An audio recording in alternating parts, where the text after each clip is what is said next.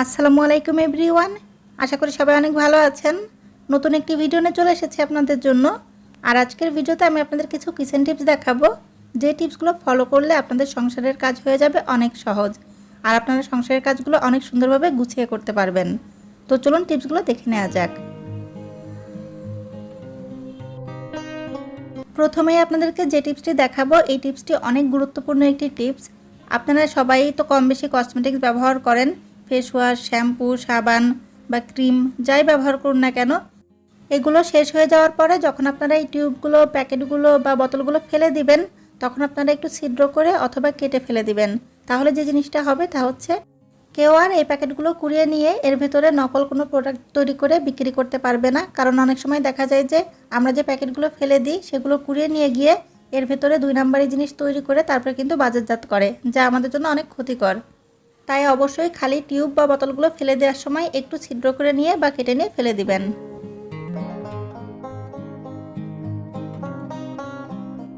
এখন যে টিপসটি আপনাদেরকে আমি দিব, এটি খুবই কাজের একটি টিপস।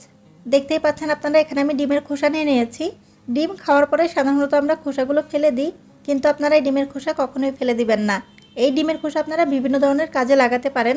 তার ভিতর একটি কাজ আপনাদের কাছে আমি দেখাবো। দেখুন, আমি এখানে ডিমের খোসার পাউডার তৈরি করে নিয়েছি। আমি পাটাই বেটে তারপরে এটার একটি মিহি পাউডার তৈরি করে নিয়েছি। আপনারাও চেষ্টা করবেন এভাবে পাউডার তৈরি করে নেওয়ার। আর এই পাউডার কিন্তু আপনারা অনেকগুলো কাজে লাগাতে পারবেন। তবে আমি আজকে আপনাদেরকে দেখাবো যে এই পাউডার দিয়ে আপনারা কিভাবে আপনাদের বাসার বেসিন পরিষ্কার করতে পারবেন। আপনাদের বাসার বেসিন যত ময়লাই হোক, যত বেশি লালচে দাগি হোক, যত পুরাতনই হোক, আপনারা যদি ডিমের খোসার পাউডার তৈরি করে নিয়ে তারপরে এই পাউডার দিয়ে বেসিন পরিষ্কার করেন, তাহলে দেখবেন যে বেসিন একদমই নতুনের মতো চকচকে ঝকঝকে হয়ে যাবে, যত বেশি দাগি হোক, যত বেশি ময়লাই হোক। আপনারা অন্তত একবার এই ডিমের খোসা দিয়ে বেসিন পরিষ্কার করে দেখুন, দেখবেন যে আপনারা নিজেরাই অবাক হয়ে যাবেন যে এত সুন্দরভাবে এটা পরিষ্কার হয়ে যায়। দেখুন, আমি বেসিনটা পরিষ্কার করে নিয়েছি। এখন দেখতে কতটা সুন্দর চকচকে ঝকঝকে লাগছে। অবশ্যই আপনারা এই টিপসটি ফলো করবেন।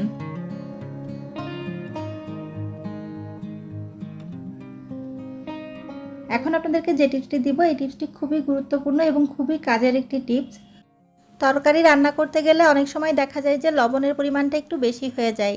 কখনো যদি লবণের পরিমাণ কম হয় তাহলে কিন্তু কোনো সমস্যা নেই, তখন লবণের পরিমাণটা একটু বাড়িয়ে দিলেই স্বাদটা একদমই ঠিক হয়ে যায়। কিন্তু যদি লবণের পরিমাণ বেশি হয়ে যায়, তখন আপনারা যে কাজটি করবেন এখন আপনাদেরকে তাই দেখাবো। যদি আপনাদের তরকারিতে লবণের পরিমাণ বেশি হয়ে যায়, তাহলে আপনারা 1 টুকরো লেবু নিয়ে নেবেন। দেখুন, এখানে আমি 1 টুকরো লেবু নিয়ে নিয়েছি। আর এরপরে এই লেবুর রস আপনাদের তরকারিতে দিয়ে দিবেন।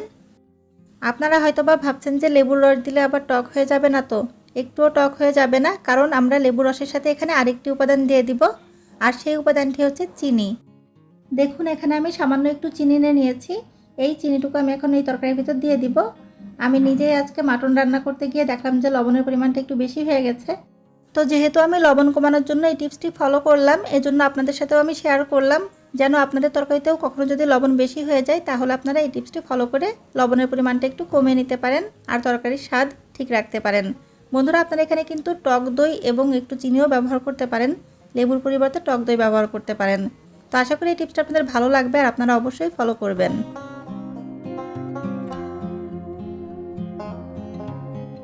এখন যে টিপসটি আপনাদেরকে আমি দিব, এই টিপসটি যদি আপনারা ফলো করেন, তাহলে আপনারা কিন্তু অনেক বিপদ আপদ থেকেও বাঁচতে পারবেন, এমনকি আপনারা অনেক টেনশন থেকেও মুক্ত হতে পারবেন।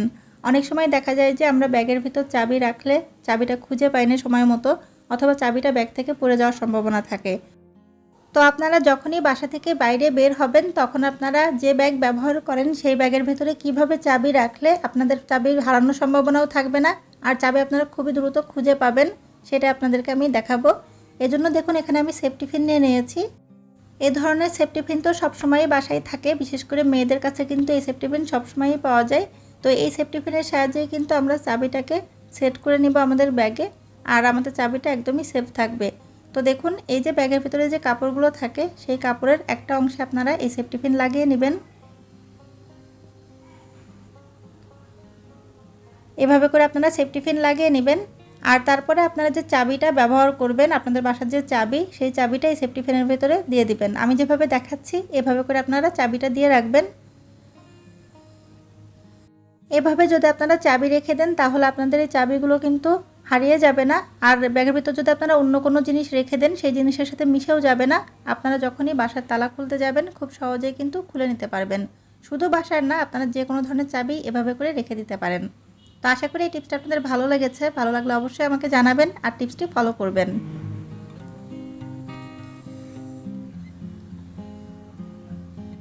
তরমুজ খুবই দ্রুত করে কাটার একটি টিপস আপনাদেরকে এখন আমি দিব। কারণ অনেক সময় দেখা যায় যে বড় করে যদি আমরা তরমুজ কাটতে যাই তাহলে সেগুলো খেতে গিয়ে জামা কাপড় নষ্ট হতে পারে, এর রসটা পড়ে যেতে পারে। তো সেই ক্ষেত্রে আপনারা কিন্তু আমি যেভাবে দেখাচ্ছি এভাবে করে তরমুজ কেটে নিতে পারেন। আমি এখানে একটু মোটা করে কাটছি, তবে আপনারা ইচ্ছা করলে একটু পাতলা করেও কাটতে পারেন। কিন্তু আমি যে পদ্ধতিতে কেটে দেখাচ্ছি আপনারা যদি এভাবে করে কাটেন তাহলে দেখবেন তরমুজগুলো দেখতেও অনেক সুন্দর লাগবে আর তরমুজ খুবই দ্রুত কাটা যাবে।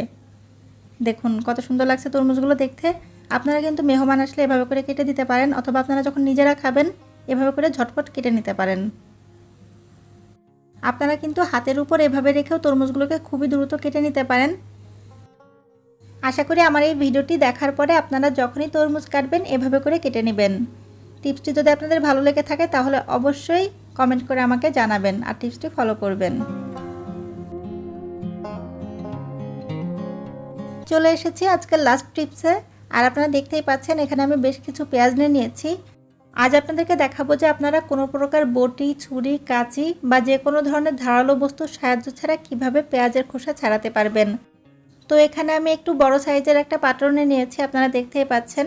আর এই পাত্রের ভিতরে আমি দিয়ে দিব পানি। একটু বেশি পরিমাণে পানি দেওয়ার চেষ্টা করবেন। আমি পানি দিয়ে নিয়েছি। আর এরপরে আমি এখানে যে উপাদানটি দিয়ে দিচ্ছি সেই উপাদানটি হচ্ছে বেকিং সোডা বা খাবারের সোডা। বেকিং সোডা বা খাবারের সোডা আপনারা আপনাদের আশেপাশের মুদিখানার দোকানেই কিনতে পেয়ে যাবেন। এখানে আমি 1 চামচ পরিমাণ বেকিং সোডা দিয়ে নিয়েছি। আর এরপরে এই পানির ভেতরে আমি দিয়ে দিচ্ছি পেঁয়াজ। আর আমি এখানে বেকিং সোডা ব্যবহার করেছি, বেকিং পাউডার নয়। বেকিং সোডা এবং বেকিং পাউডার কিন্তু আলাদা জিনিস। তো দেখুন আমি সবগুলো পেঁয়াজ দিয়ে নিয়েছি।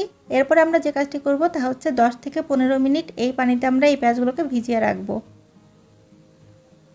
10 মিনিট পরে আপনারা দেখতে পারবেন যে পানির কালারটা চেঞ্জ হয়ে যাবে আর এই পেঁয়াজের খোসাগুলো একদমই নরম হয়ে যাবে। আপনারা যদি আঙুলের সাহায্যে একটু চাপ দেন তাহলে দেখবেন যে পেঁয়াজের খোসাগুলো উঠে আসছে। এটা কিন্তু খুবই সহজে পেঁয়াজগুলোকে পরিষ্কার করা যাবে কোনো প্রকার ঝামেলা ছাড়াই। তো আমি কিন্তু সবগুলো পেঁয়াজই এভাবে পরিষ্কার করে নিয়েছি, আপনারা দেখতেই পাচ্ছেন। খুবই সহজ একটা পদ্ধতি, অবশ্যই আপনারা এই পদ্ধতিতে পেঁয়াজের খোসা ছাড়িয়ে নেবেন।